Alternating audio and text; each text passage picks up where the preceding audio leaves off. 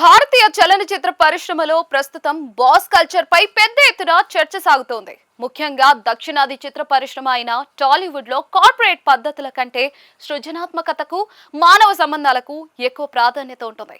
ఇక్కడ మేకర్స్, నటుల మధ్య స్నేహపూర్వక వాతావరణం కనిపిస్తుంది.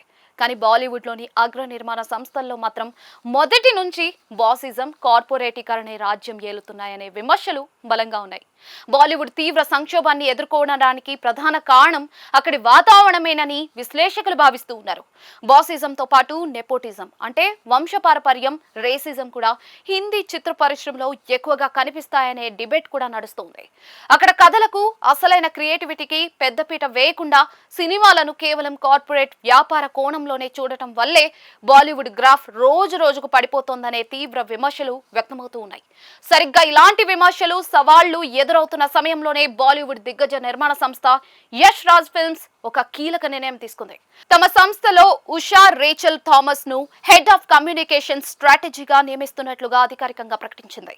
కార్పొరేట్ వ్యవస్థను మరింత పటిష్టం చేసుకునే దిశగా వైఆర్ఎఫ్ ఈ అడుగు వేసింది. ఇంతకీ హెడ్ ఆఫ్ కమ్యూనికేషన్ స్ట్రాటజీ అంటే ఏంటో తెలుసా?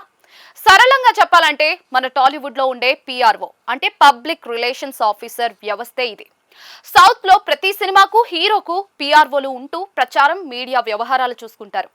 అయితే బాలీవుడ్ తన కార్పొరేట్ శైలికి తగ్గట్టుగా అదే పిఆర్ఓ పదవికి హెడ్ ఆఫ్ కమ్యూనికేషన్స్ అని కాస్త క్లాస్ గా కార్పొరేట్ లుక్ ఇచ్చేలా పేరు మార్చి పెట్టుకుందనే అభిప్రాయాలు వ్యక్తమవుతూ ఉన్నాయి. అయితే హెడ్ ఆఫ్ కమ్యూనికేషన్ స్ట్రాటజీలో ప్రతిభావంతులను లాక్ చేయడం, దీర్ఘకాలిక లాభాలు, ప్రయోజనాల కోసం పనిచేయటం అనే గమ్మత్తైన ఫార్ములా దాగి ఉంది. అదే స్థాయిలో ఇలాంటి వ్యవహారాల్లో వివాదాలు కూడా చుట్టుముడుతూ ఉంటాయనే విమర్శలు ఉన్నాయి. భారీ బడ్జెట్లను అదుపులో ఉంచడం, కాస్ట్ ఫెయిల్యూర్ కాకుండా జాగ్రత్త వహించడం, ప్రొడక్షన్ లో అవినీతిని నిరోధించడం కూడా ఈ హెడ్ ఆఫ్ కమ్యూనికేషన్స్ కి అదనపు బాధ్యతలుగా ఉండాలి. నిజానికి వినోద పరిశ్రమకు కావాల్సినది బాసిజం లేదా కంట్రోల్ కాదు, క్రియేటివిటీ మాత్రమే. అది కూడా యూనివర్సల్ అపీల్ ఉన్న కాన్సెప్ట్లను వెతికి ప్రోత్సహించడం అవసరం. మొత్తానికి టాలీవుడ్ తన గ్రౌండెడ్ నేచర్, క్రియేటివిటీతో పాన్ ఇండియా స్థాయిలో దూసుకుపోతూ ఉంటే బాలీవుడ్ మాత్రం ఇంకా పదవులు, కార్పొరేట్ హోదాలు, బాస్ కల్చర్ చుట్టూనే తిరుగుతోందని ఈ పరిణామాలు నిరూపిస్తూ ఉన్నాయి. కథను నమ్ముకోకుండా కేవలం కార్పొరేట్ వ్యూహాలతోనే బాలీవుడ్ మళ్ళీ పూర్వ వైభవాన్ని సాధించగలదా అనేది వేచి చూడాల్సిందే.